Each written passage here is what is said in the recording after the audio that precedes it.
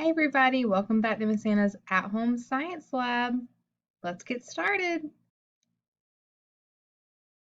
Today you'll be working for Metro Dollars. Woo! These will be rewarded by the staff throughout the lesson when they see you doing a good job, like staying in your seat, or looking at the board, or answering a question correctly.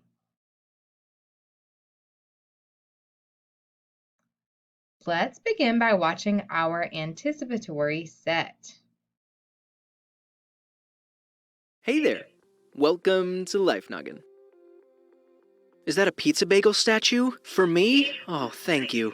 Have you ever eaten something that didn't agree with you, leaving you to spend hours vomiting with diarrhea or abdominal cramps? Well, then you might have had food poisoning, an illness caused by eating something contaminated, spoiled, or toxic. Oh, no, not your toxic, Brittany. I was referring to a different one, sorry. The CDC estimates that 48 million people get food poisoning each year, and 3,000 people die from it. There are over 250 different types of foodborne illnesses, caused by either bacteria, parasites, or viruses. Depending on which illness you have, symptoms can start appearing in just 30 minutes and up to a month later. Bacteria like Staphylococcus aureus is typically transferred to foods during preparation by either the handler or the prep surface. Since it would be killed if heated or pasteurized, it's most often found on foods that aren't cooked after handling, like deli meats, pastries, and salads. Once ingested, the bacteria spores release toxins that cause vomiting and intestinal distress. Studies have found that Staph aureus toxins can stimulate a nerve in your abdominal region that transmits a signal to the vomiting center of the brain. Yeah, that's right. Your brain actually has a region dedicated to vomiting. These toxins may also activate your digestive system's immune response, which, in addition to vomiting, can cause gastrointestinal issues. Studies also suggest that diarrhea is caused by the prevention of water and electrolyte absorption in the small intestine. Other types of food poisoning can cause more serious medical issues. E. coli, which is responsible for last year's romaine lettuce recall, produces a dangerous toxin that can make its way to your organs and prevent protein production. For most foodborne illnesses like Staph aureus, symptoms last from 28 to 48 hours, but other types like E. coli can take several days for you to recover. While there isn't much to be done in terms of treatment, since your body needs to rid itself of these toxins, it's important to drink plenty of water to avoid dehydration, which is the main complication of food poisoning. Most cases are mild, but some populations are at higher risk, like babies, the elderly, pregnant women, and those with chronic diseases or weakened immune systems. These individuals may need to be hospitalized to receive fluids intravenously. Some types of food poisoning can be extremely dangerous to these groups. For instance, the bacteria Listeria can be life-threatening for a fetus, while E. coli can cause damage to the kidneys and cause renal failure in children. To avoid foodborne illnesses, remember to wash your hands and food preparation utensils and surfaces after they come in contact with raw foods. Cook your meats and eggs to the correct temperature, wash your fruits and veggies and keep them separate, and only eat at restaurants with good health inspection scores. You know, avoid the gas station sushi. Triangle Bob, just put it down. It's not as good as you think it is. And most importantly, when in doubt, just throw it out. Trust me, it doesn't matter how good it looks, it's not worth the risk. So, have you ever gotten food poisoning before? If you're comfortable with sharing your experience, tell us in the comment section below. Curious to know if a plant can grow inside your body? Right. Thanks for watching that, guys. So now we need to make a prediction. But first, let's review the steps to testing an idea. We will listen to the question, then we will make our prediction on what today's lesson will be about. After that, we will analyze the information and we will check our prediction at the end to make a conclusion. Okay, this will help us to make connections and make complex choices. Based on the anticipatory set, what do you predict we will learn about today? Do you predict that we will learn about space, sea animals, or food poisoning? If you said food poisoning, you are correct. We will be learning all about food poisoning today. Yuck. Before we continue, let's review the steps for synthesizing knowledge. You need to listen to the teacher, listen to the whole lesson, think about the information now, and think about the information later. By the end of this lesson, you will be able to say, I can tell you what foods will go bad or spoil quickly so I do not get sick.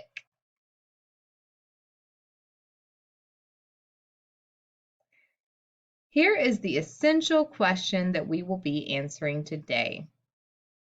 It is, what could happen if I eat spoiled food? Ooh.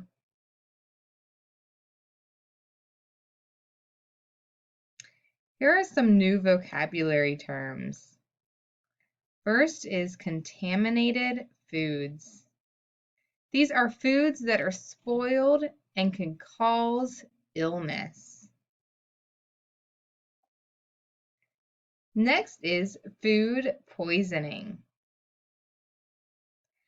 Food poisoning is an illness caused by eating contaminated foods.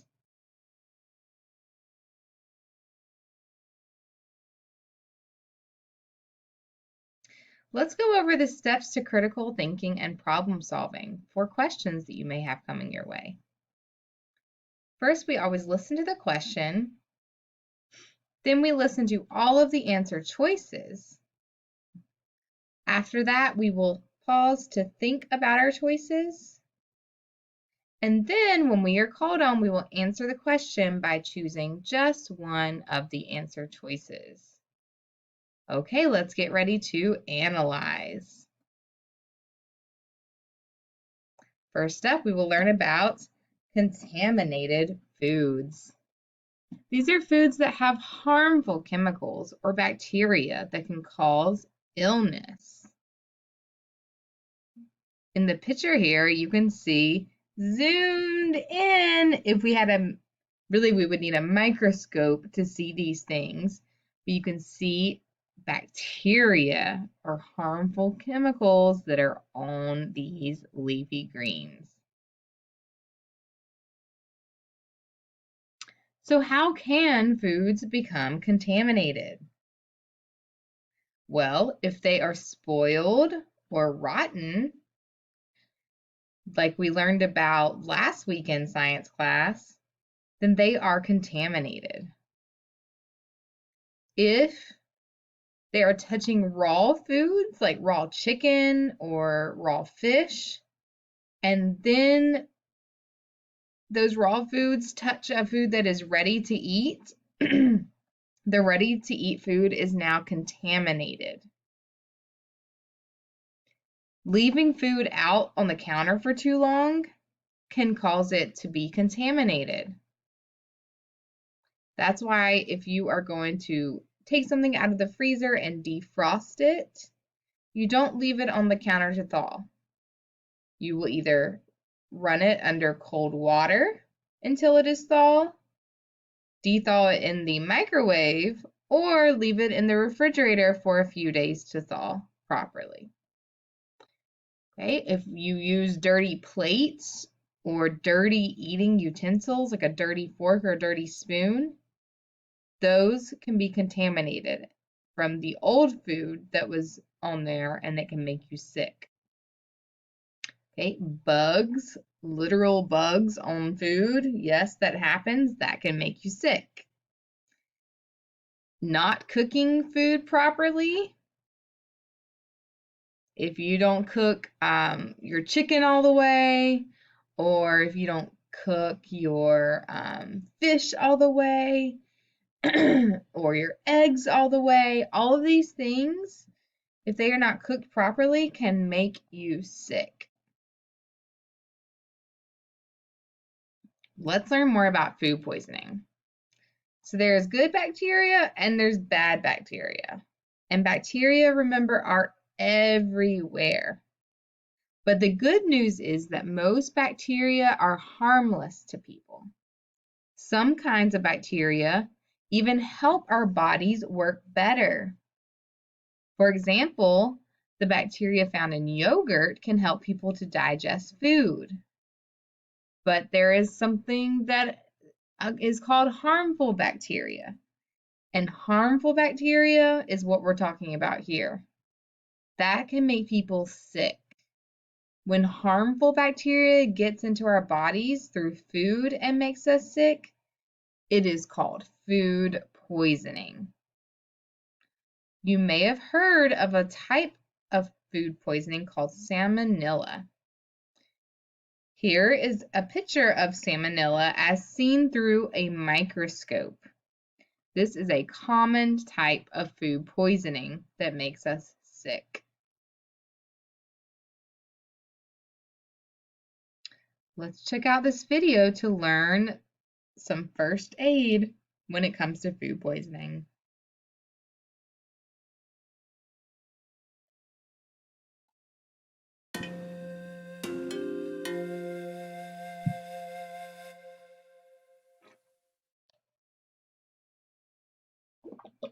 In this video, you will learn what to do if someone has food poisoning.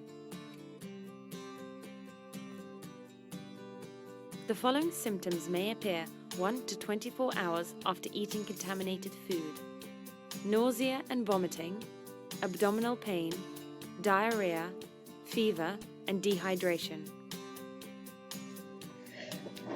Have the casualty lie down. Call a doctor and follow their advice. Do this as quickly as possible if the person is particularly vulnerable. For example, an elderly person, a child, or a pregnant woman. If the person vomits, it is advisable to keep the vomit to show the doctor, but do not force them to vomit. Also keep samples of suspect food with a view to identifying the germs responsible. If the casualty asks for a drink, give them sips of water.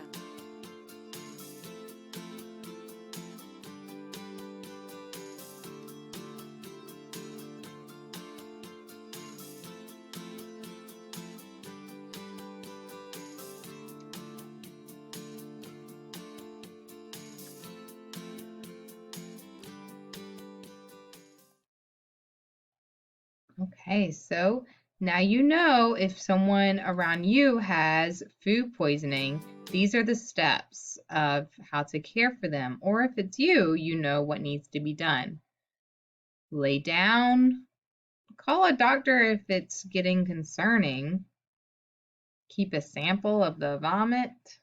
Oof. Keep a sample of the suspected food that caused the sickness. And be sure that you are drinking water to stay hydrated. Okay, here are the symptoms of food poisoning. You guys talked about symptoms with Miss Amanda in science recently. Symptoms are the signs that let us know that we are sick. It's what our body does to show us that we are feeling poorly. So the symptoms or the signs that we have food poisoning include nausea, which means you feel like you're going to throw up, vomiting, like throwing up, diarrhea, headache, fatigue, which means to feel very tired, having a fever, having stomach cramps, or stomach pain.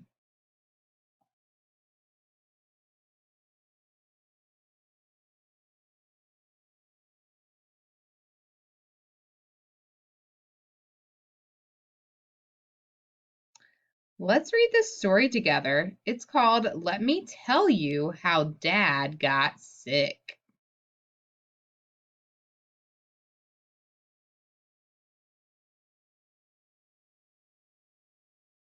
I've got to tell you what happened to my dad. On Saturday, my mom prepared chicken for us, and we all ate lunch. Pay close attention to the time. It says it is 12:30.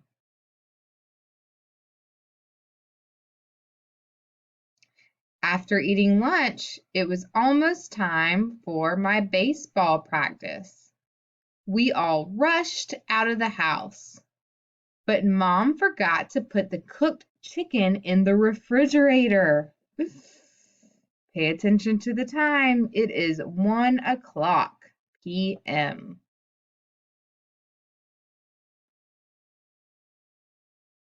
When my dad came home, the chicken was still out on the kitchen table. It is now 5:30 p.m. Dad was hungry, so he made a sandwich with the leftover chicken. Uh-oh. 1 hour after eating the chicken, my dad's stomach started to bother him. But he was tired and he decided to go to sleep. Uh-oh. During the night, my dad was throwing up, had stomach cramps, and went to the bathroom a lot. The next day, we drove him to the doctor. My dad told the doctor about the cooked chicken he ate last night that was left on the table. The doctor said he probably got sick from the food. My mom felt badly and told the doctor that it was her fault because she forgot to place the chicken in the refrigerator. The doctor told my mom what caused the problem was dangerous bacteria that grow very fast on the food left out of the refrigerator for more than 2 hours. You cannot tell if food is still safe just by looking at it because you can't see, smell, or taste some harmful bacteria. Next time, refrigerate the chicken within 2 hours after cooking it. My dad got well in a couple of days, but the doctor explained that some people could get more seriously ill than others and could even end up in the hospital. Young kids, pregnant women, and older adults, like our grandparents, are all part of the group that has a greater chance of getting sick from bacteria in food. She also gave us some information on how to handle food at home and how to store food safely. Take a look.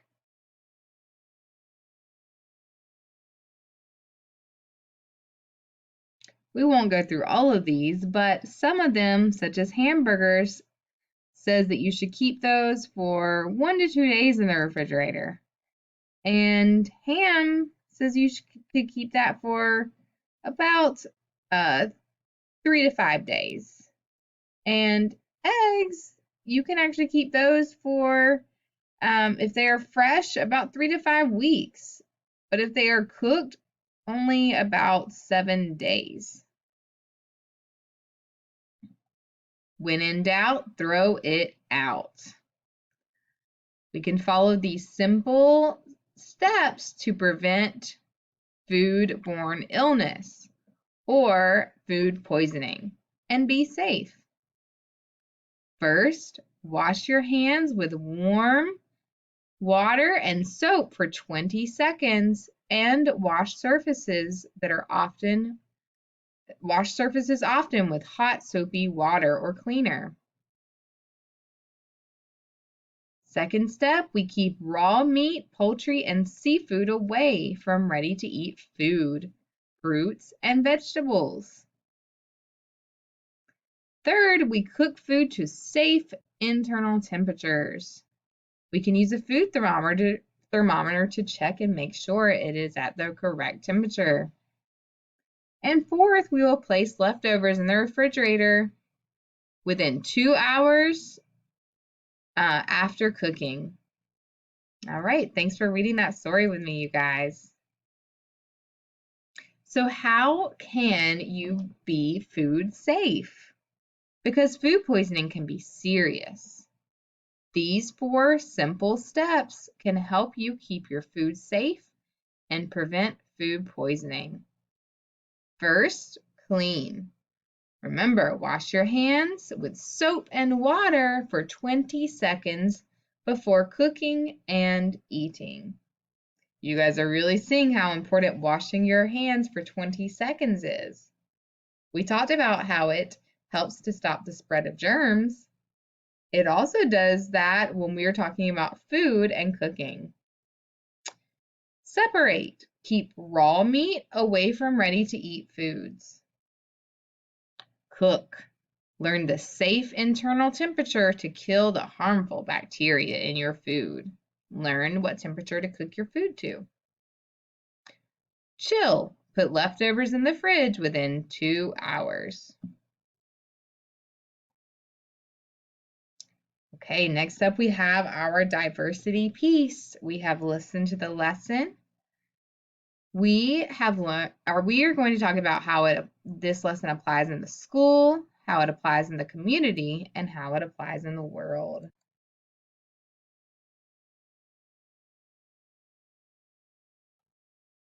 Here's what to do if you get food poisoning. The holiday season is also the season of the emergency room. So today we've kind of assembled a dream team of medical professionals who are all here to handle what we consider the top 6 holiday hazards. Please welcome back to our show, Dr. Anish Sheth, Dr. Holly Phillips, Dr. Whitney Bowe. So Dr. Anish is a gastroenterologist, but we're going to talk today kind of about the other end, something that can make you go poop a lot. Food poisoning! Yay! 'Tis the season, kids! Food is a big part of the holidays, right? It is. It is probably one of the most important things, but unfortunately it can lead to some GI distress, right? So food poisoning can be caused by viruses, but most commonly bacteria. Right? So we've all heard about salmonella, but we don't often know how we get it. And you can see a picture of it right here. Salmonella is from contaminated poultry, undercooked meat. But that may not be how you get it. Sometimes people don't eat meat and they say, how did I get salmonella? Well, it's from food preparation. So you have a nice buffet set up here. The person who prepared the food may have done everything they could, but they may not have washed their hands as well as they should have when they prepared the meat, when they're preparing salads, cheese plates. And so you can get a salmonella infection that way. Should you go to a hospital or should you treat this at home? So I usually tell people if you are otherwise healthy, so you're not at extremes of age or have a lot of medical problems, if you're vomiting for 6 to 12 hours, you can probably get by at home. Once you get past the 12-hour mark, you need intravenous fluids, otherwise you're going to run the risk of dehydration. If you are vomiting, it's good to start with some ice chips here. We have a sports drink with electrolytes. We made some ice chips just to put in the mouth, get some electrolytes in the system. You can actually make your own oral rehydration solution at home. Very simply, you have a liter of water, you have a half a teaspoon of salt, right, which you can just mix in, and then you have 6 teaspoons of sugar. So sugar, salt, and water, and you can mix that up, and that's your own, basically your own sports drink.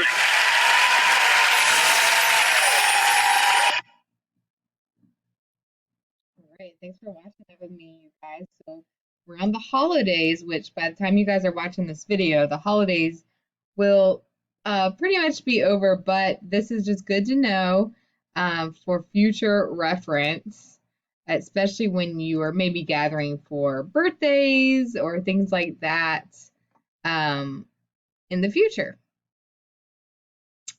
Okay, let's do some review. So, here are ways to keep your family safer from food poisoning. We need to clean, wash hands and surfaces often, separate raw meats from other foods, cook foods to the right temperature, and chill, or refrigerate foods within 2 hours of cooking. So here's a question for you. Vomiting is a symptom of food poisoning. Yes or no?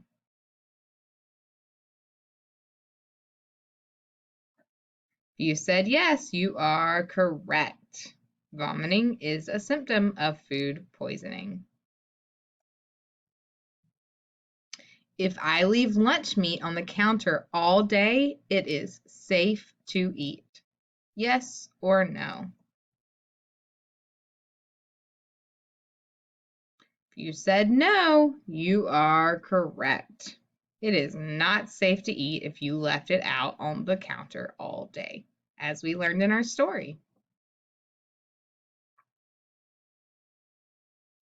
What is an illness caused by eating contaminated foods? Chill, contaminated foods, or food poisoning?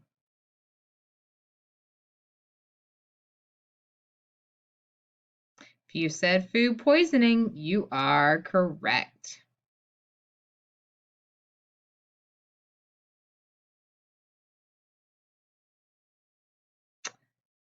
Looks like you guys have done another great job in science class today. Don't forget to complete your Google Form activities for the lesson. Hopefully you earned your 5 Metro bucks. Hope you guys have a great rest of your day. See you next time at Miss Anna's At Home Science Lab.